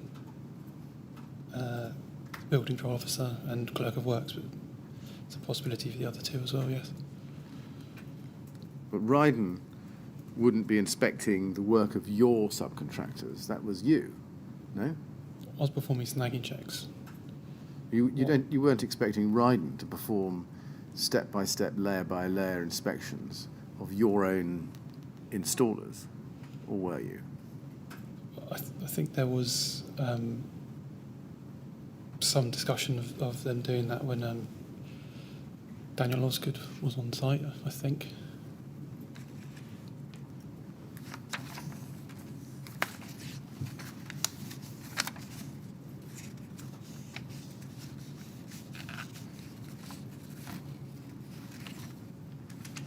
Daniel Osgood says in his statement that he didn't have any direct involvement with the installation. That was done by Harley. And he only checked it in the way he's described.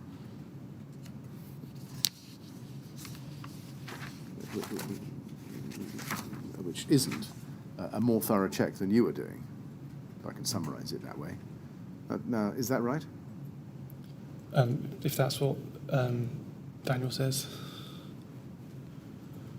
Well, he does. So why are you suggesting that Daniel Osgood for Ryden was carrying out more regular or more thorough inspections of the cladding system elements than you were?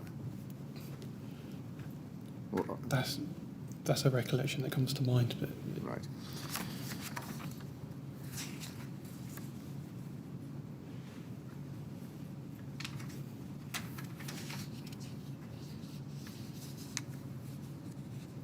Do you know why no proper vertical cavity barriers were actually installed on site anywhere?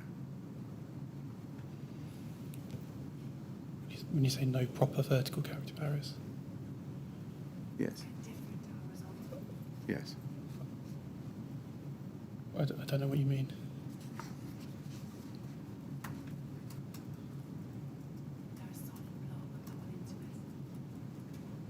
Well, looking at the photograph, we've seen that there is a horizontal. Do you want to look at the photograph again? No, I know the. Yeah, okay. You can see there's a horizontal cavity barrier there. Do you know why a proper vertical cavity barrier was not installed In that location, in that location? I don't know. Right.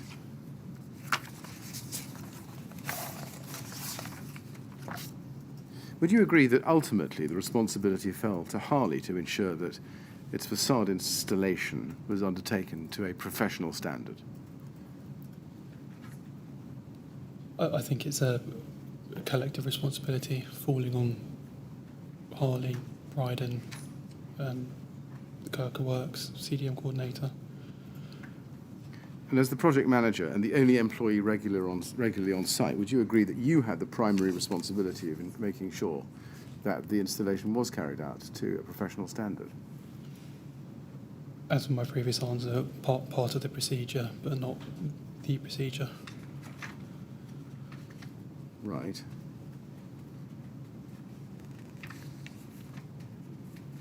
And how did Harley ensure that the works were snagged to the correct standard before inspection by the Clerk of Works? I think so. We do a snag, and that snag is in a way verified by the snag that the Clerk of Work does. If they on occasion have picked up extra issues, but generally speaking, most of the issues were dealt with before their inspection. Right, I see. Now,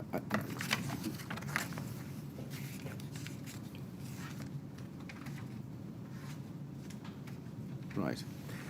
Can I then turn to a different topic, which is the O&M manual and as-built drawings? Can we first go to HAR 402555, please? Now, this is an email from you to Steve Roberts at CEP, and we saw this earlier today, and it's got Renault bond. It says, could you please provide copies of the warranties for the following items for inclusion in the O&M manual? And one of the things you identify there is the Renault bond plus any other technical information heading. You see that as the fourth bullet point Yes. down. Is it fair to say in general that you were involved in developing elements of the O&M manual for the refurbishment? I think I collated some of the information, yes. Right. Did that involve collating various information about each element of the facade that you'd installed? Yeah, I suppose it would have done. Can we go to RYD 3074295?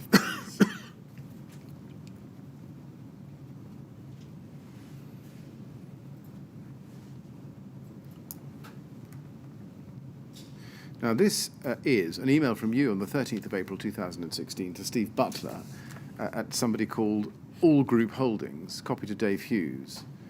And it's in response, or at least it follows in an email chain, as we can see from the second email down, from an email from David Hughes to Ray Bailey and to you and others at Harley on the 6th of April 2016, which says, hi, Ben, Ray and Kevin, we have to present our draft O&M/H&S file to the client on Tuesday, 19th of April. To help compile the files, we've contracted All Group Holdings, and this process is being managed by Steve Butler. I've copied him into this email. Could you please amend and where necessary and reissue the drawings as construction issue by Friday, 15th of April? And then you send the email to Steve Butler. You've been given his email address because it's on the copy. Steve, as discussed, please follow the Dropbox link to the main bulk of our O&M information. Some items need to be added, which I will try to get done before Tuesday. I'm awaiting the issue of the construction issue drawing package. Now, do you remember what was contained in that Dropbox folder?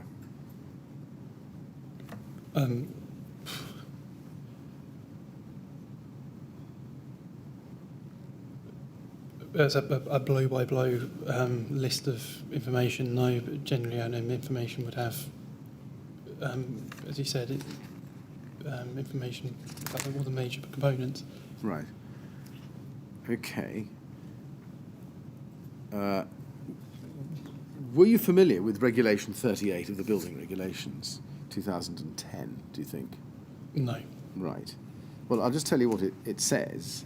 It says, the person carrying out the work shall give fire safety information to the responsible person not later than the date of the completion of the work or the date of the occupation of the building or extension, whichever is the earlier. Is that something you've ever heard before? No. I see.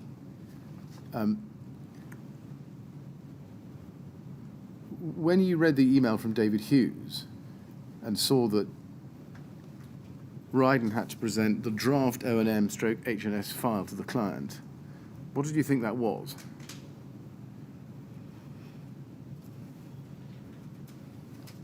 The O&M file. Right. Did you know that that had to be provided pursuant to the regulation? No. Right. Did nobody tell you anything about Regulation 38? I don't believe so. Did anybody tell you that fire safety information had to be provided to the TMO? I don't remember. When you were... well, let me ask you this question. You could see the email from David Hughes to Ray Bailey and to you, and we could see your response on the 13th of April. Between the 6th of April, which is Dave Hughes' email, and your email to Steve Butler, did you have any discussion with David Hughes or indeed anybody at Ryden or indeed anybody within Harley about what should go into the O&M stroke health and safety file that had to be presented to the TMO on the 19th of April? I don't remember. What made you what made you put together the contents of the Dropbox link? How did you decide what to put into it?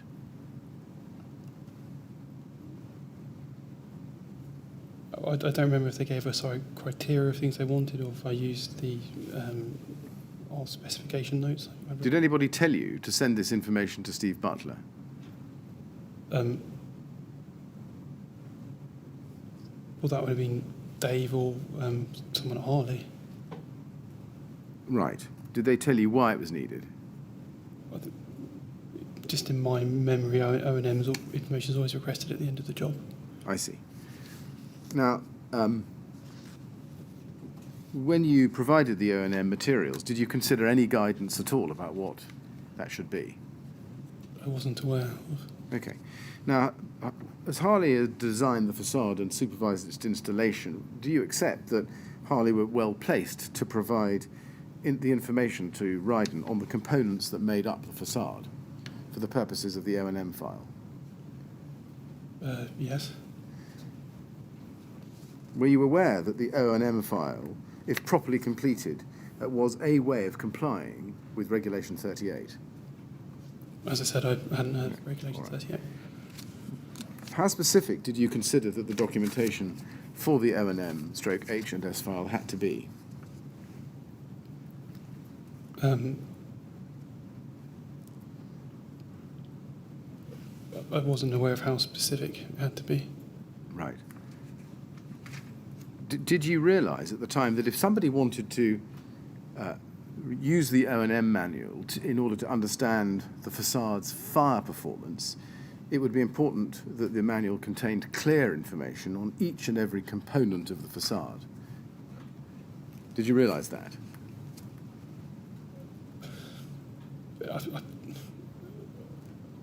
Other than issuing our drawing package, I don't think it occurred to me. Right. Well, can we now look then at the Harley O&M manual? It's at RBK 2727339, please.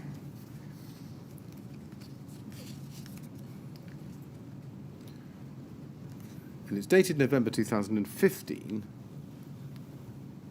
Do you, and this is the first page, do you recognise this document? Yes. This is 2015 Rev A. Can we go to page 9, please, first?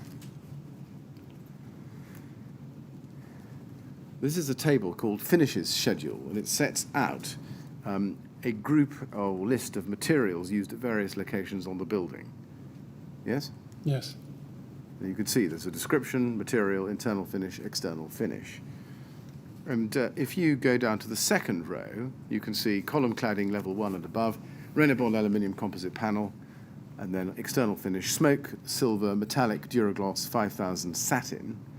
And then the fourth entry down, solid spandrel rain screen panels level 4 and above, Renabond aluminium composite panel, and then the external finish is smoke, silver, metallic, Duragloss, 5000 satin. Now, we can see that it details the finishes there, external finish, but would you agree with me that from that information you wouldn't be able to tell what the material making up the core of the ACM panels was, could you?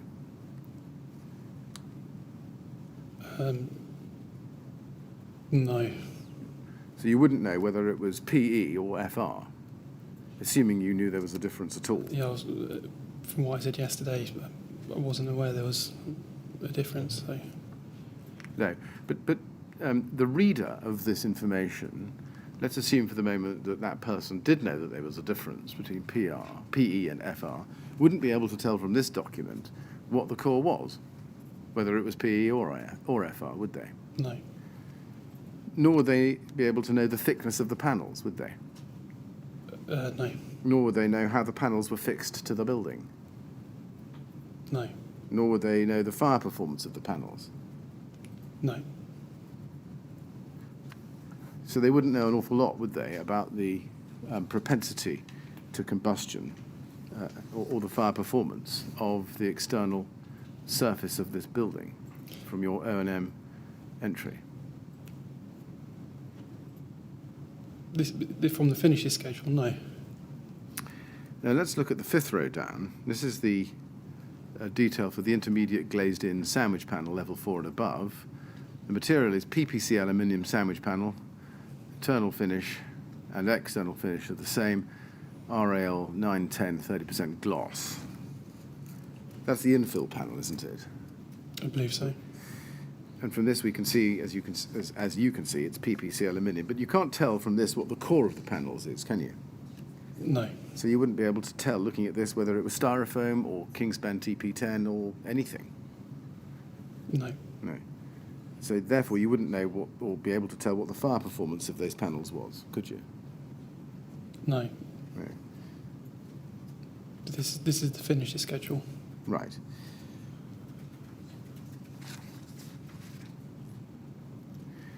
Let's look at page 179.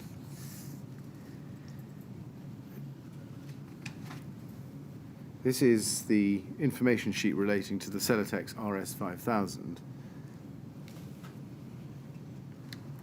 Do you remember putting that into the O&M manual yourself? Oh, I don't recall. Right. Now, you will recall, I think, that Kingspan K15 was also used in the facade. We discussed that yesterday. Yes. Do you know why you didn't include a similar information sheet for a Kingspan product, K15 in this case? I don't know. Because it's not in there. We can't find it. Can you explain that? I don't remember.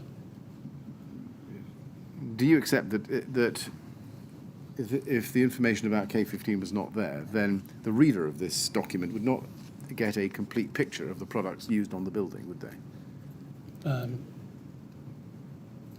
No. And that goes also for Kingspan TP10 and styrofoam, which we saw on the Harley specification as the materials comprising the core of the infill panels. The reader, similarly, of this manual wouldn't know whether those were used unless there'd been information set out in it. I don't know if the O&M manual included the specification note drawing that was part of the drawing package. Well, you don't know if the O&M manual included it. It may not have included the specification note. My point isn't about the specification note, the Harley January 2015 note. We know about that. My point is there was no data sheet or product literature included in the O&M manual for the Kingspan TP10 and styrofoam that we know form the core of the infill panels. That being so, the O&M manual would not tell the reader what the fire performance was of the infill panels, would it? No. No. Do you know why you didn't provide the information in relation to either of those insulation products or materials? I don't remember, other than it's a Okay. unfortunate omission. Let's turn to page 182, please. This is the I'm sorry. Page 182. Yes, this is the information sheet we looked at earlier in your evidence. I think this morning for the Renault Bond rain screen panels.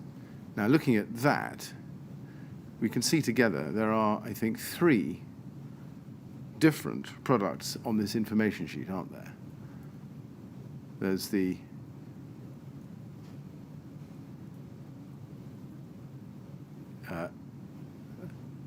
Renault Bond architecture certifications for cassette and also for rivets.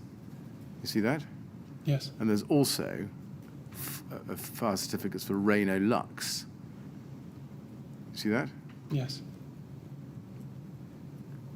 Would you accept from this page that it's not clear which product was used on Grenfell Tower?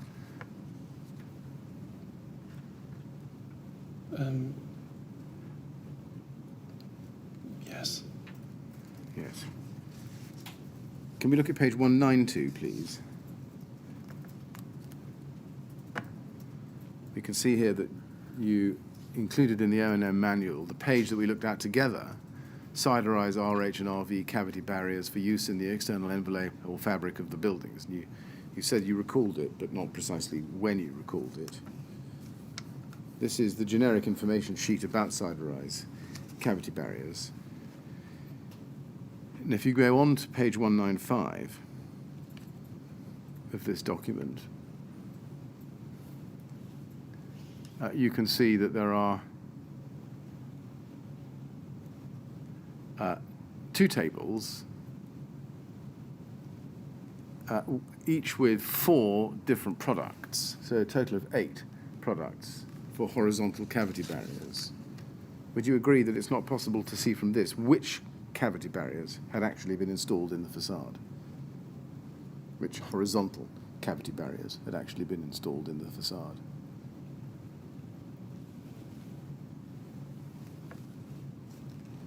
As I said before, I mean, if the specification notes drawing is included in the O&M manual, then that'll tell the reader. But from this product data sheet, unmarked, yes.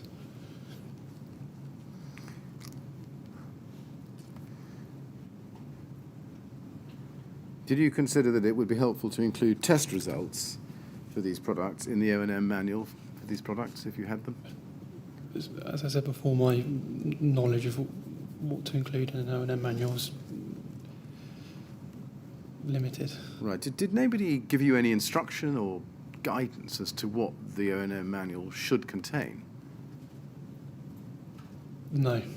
Did anybody check the draft O&M manual that you put together, or you helped all group put together afterwards, to make sure that, given your limited experience, you had collected all the right material and ensure that all group holdings had it?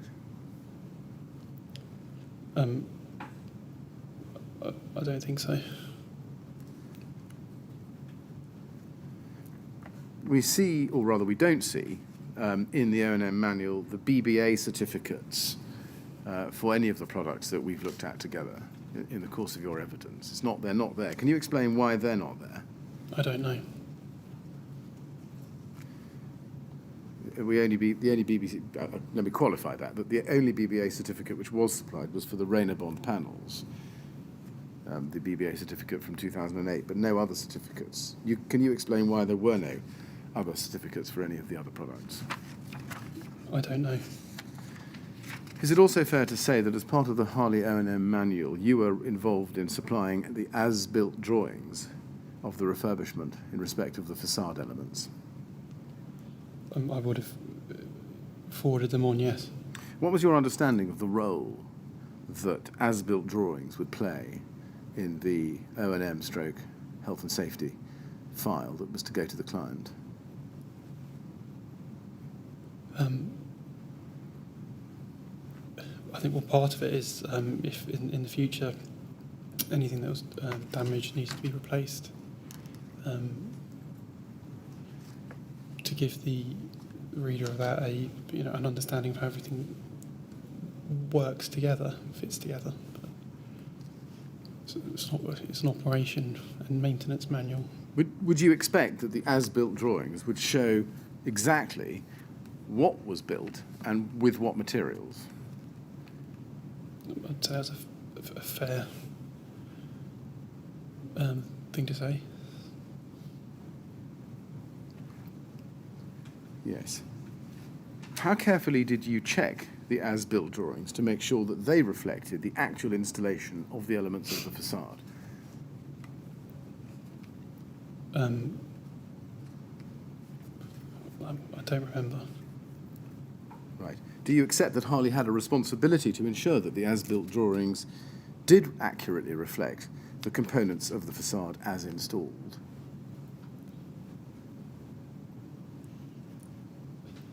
Yeah, as best efforts as possible, yes. Did you know that some drawings did not accurately reflect the installation of the facade components? I don't remember being aware, no. Can I show you Kevin Lamb's witness statement? That's HAR 3010419. And let's go to page 8, please.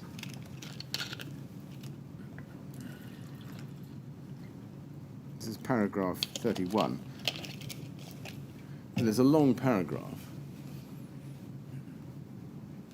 But he says, about halfway down, the window vent profile was also changed, but I cannot remember why. I added in the detail of the adhesive foam and removed the local fixing straps to reflect things as they had been built. I did not mark these changes up as a further revision, as this drawing was not submitted to Ryden or Studio E, which is why there are two versions of revisions D of C10593002. This drawing was not submitted for further approval as I was concentrating on the fabrication drawings. Were you aware yourself of these kinds of revisions being made by Kevin Lamb, but then not submitted to Ryden or Studio E?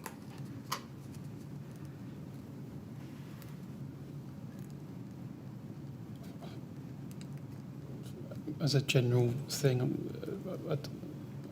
I don't remember it being a common thing to do, no. Right. Maybe not common, but were you aware that there were occasions, at least, when changes made by Mr. Lamb were not marked up as further revisions? I don't recall.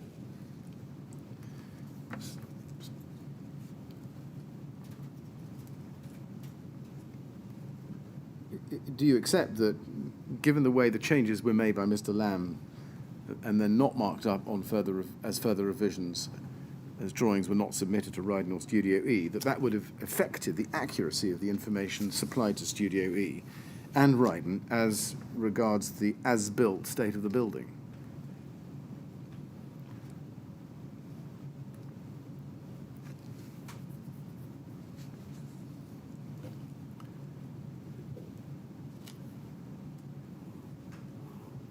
So, sorry, Kevin's talking about updating the drawings to the as-built.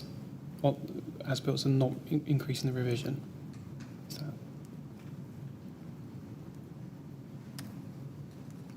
Well, did you check the Studio E drawings that were provided as the as-built drawings? The Studio E as-built drawings? Yes. I don't remember seeing them. You don't remember seeing them? The Studio E as-built drawings. If you didn't check the as-built drawings produced by Studio E, how could you discharge your responsibility of checking and making sure that the drawings that went into the O&M file were as-built? We would put our own You'd use your own? as-built drawings into the O&M file, I believe. Are part of the O&M file. Right. Well, let's just try an example or two. SEA 403436.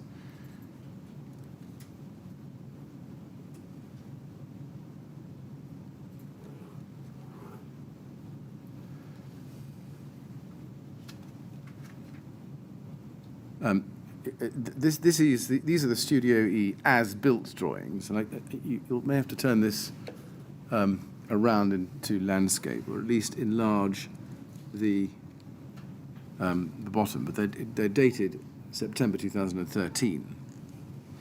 But these are the as-built drawings. And if you look on the left-hand side at H92, I'm afraid you'll have to blow it up. At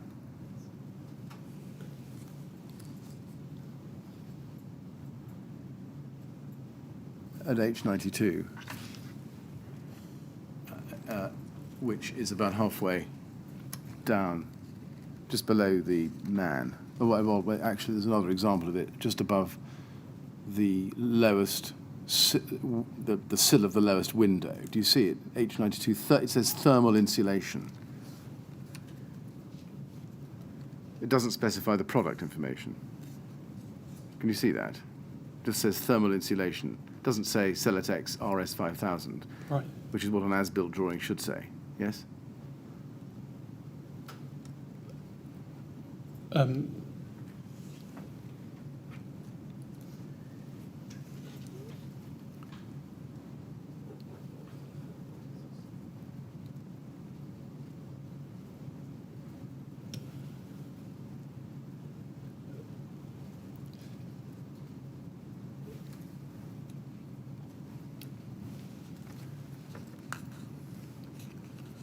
Could you ask the question again, please? Yes, you can see, it's probably my fault for not picking it out clearly enough for you, but if you look at the left-hand side, and you can see on the ground floor, there is a woman, or an identification, a drawing of a woman, and then above her there's a window, and there's a window sill, and just by the window sill there's an arrow which goes out on the left-hand side to H92 in a bubble thermal insulation.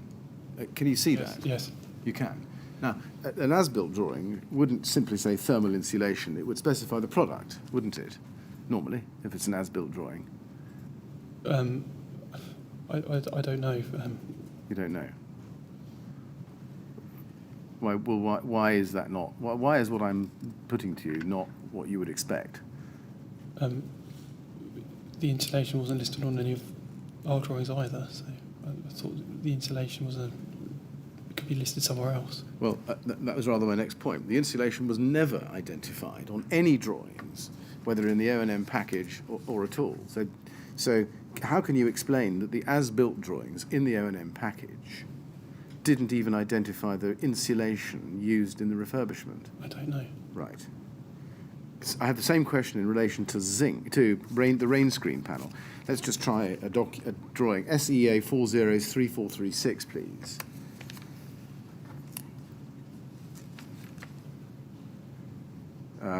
Which I think is the same picture, actually. I've got it on a different reference, but if you look at this, it also records at the very top, above the man standing or leaning against the putative window, you can see above him, on the very left-hand side, H92, zinc composite rain screen panel. Do you see that? Yes. Very top entry. Yes? Yes. Yes. And again, did you notice that in any drawing that you saw? No, I'm not familiar with Right. these drawings. Can you explain how it came about that there is no drawing, whether in the O&M file or at all, on the as-built drawings, which shows Renault Bond 5000 Duragloss smoked silver as the product used for the rain screen? I don't know. You don't know. Can I then turn to the CDM regulations very briefly? As at and after February 2015, were you aware of the existence of, at that stage, the CDM regulations 2007? Broadly speaking, but not in detail. Right. You say broadly speaking, but not in detail. Were you aware of the obligations of a designer under those regulations? Again, not in any detail. Were you aware that the regulations were going to change during the course of 2015? No. did you know that as a designer and a contractor, Harley was responsible for complying with the CDM regulations? As a general concept, yes, but not in any detail. Right. Well, let me ask you a specific question. Were you aware that as a designer and a contractor, Harley was duty-bound to liaise with the appointed CDM coordinator, who in this case was Artelia, to make sure that the design and the construction risk assessments were compiled, reviewed, and revised and updated as appropriate, if there were any design changes at any time? I was not aware. You weren't aware of that? No. Was there any discussion in the office, to your knowledge, ever of those obligations that I've just described to you? Not that I'm aware of.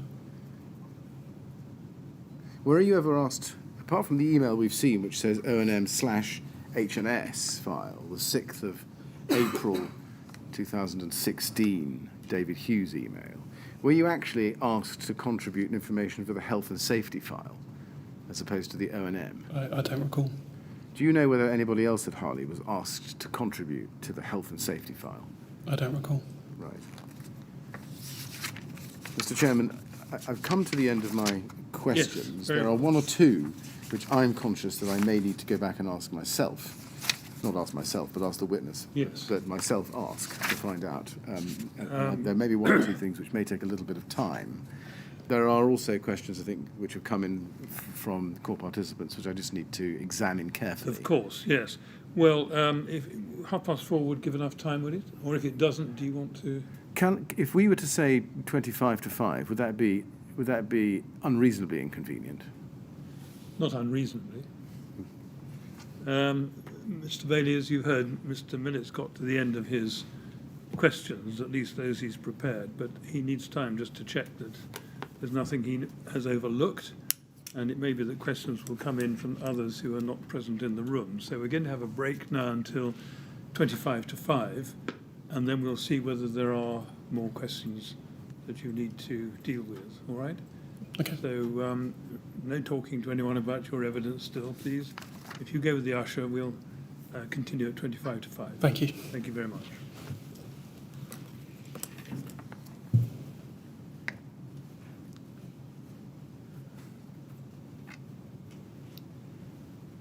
Right, 25 to 5, Mr. Millett.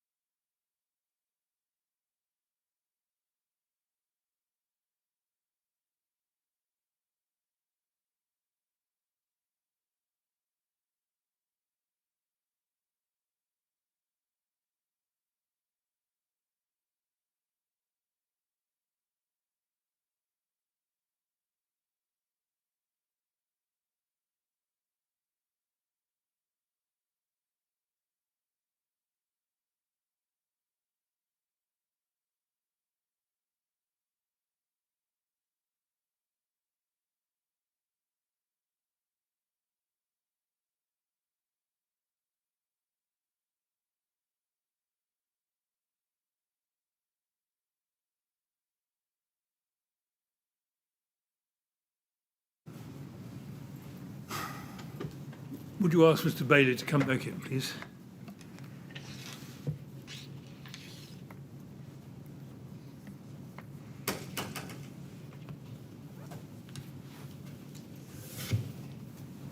Right, Mr. Bailey, I think there may be one or two more questions, but not very many, I think. Okay. All right, Mr. Millett? Mr. Chairman, yes. Mr. Bailey, were you ever given any instruction or shown any drawings which would show exactly how far above the windows the horizontal cavity barriers should be? That would have been shown on one of our section drawings. Section drawings. Did you ever measure the position of the cavity barriers as installed, so far as you did inspect them, against the drawings to make sure that the as installed distances above the windows complied with the drawings?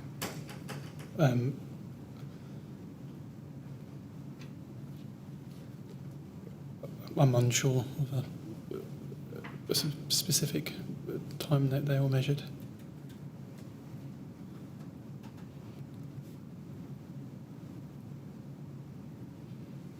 I'm not sure I understand that answer. I'm unsure of a specific time that they were measured. Let me ask the question again. During any of your inspections of the work or workmanship of the installation of the facade, did you ever measure the position of the horizontal cavity barriers above the windows as installed by Osborne Berry against the drawings that you had?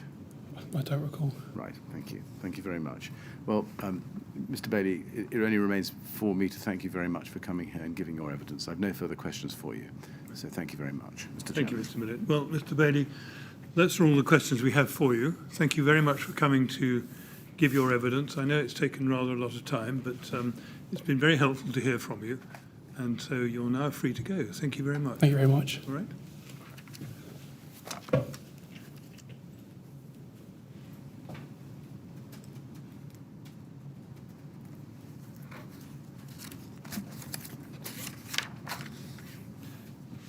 Thank you very much, Mr. Millett. Now that's it for the day, and we will sit again 10 o'clock tomorrow when there'll be another witness. There will be another witness, yes. Mr. Jeff Blades of CEP. Yes. Thank you. Thank you very much. 10 o'clock tomorrow, then, please.